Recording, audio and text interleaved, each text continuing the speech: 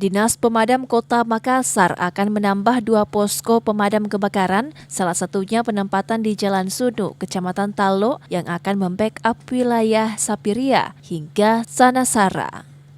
Sesuai perencanaan Induk Sistem Proteksi Kebakaran di Kota Makassar, ada 10 posko yang harus disiapkan, namun saat ini baru mendapat 8 posko. Kepala Dinas Kebakaran Kota Makassar, Hasanuddin menjelaskan penambahan 2 posko untuk menangani wilayah rawan yang memiliki kepadatan penduduk dan kondisi bangunan penduduk semi permanen. Terkait kasus kebakaran di Kota Makassar, menurut Hasanuddin hingga Juni telah terjadi 69 kali kebakaran. Namun peristiwa ini menurun dibanding tahun-tahun sebelumnya dikarenakan pandemi COVID-19 dan masyarakat telah memahami bagaimana mengendalikan api ketika terjadi kebakaran.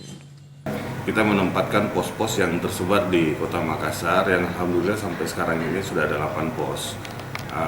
Namun sesuai dengan rencana induk sistem proteksi pemadam kebakaran kita di sini itu RSPK itu berdasarkan itu kita memiliki 10 pos. Jadi memang kita ada kekurangan dua pos, dan 2 pos inilah yang kita salah satunya itu kita sudah ada penempatan di situ, tinggal kita menunggu kapan pembangunannya. Di mana itu Pak? Itu di sekitaran Sunu, sekitarnya kisaran Kecamatan Talo di situ bisa membackup Sapiria, Sinasara, itu yang rawan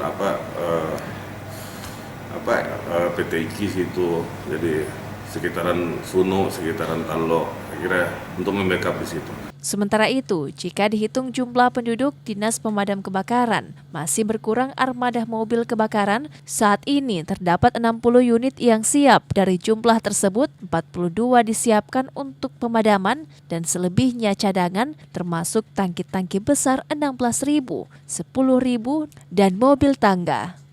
Hairudin, Fajar TV dan Fajar Radio melaporkan.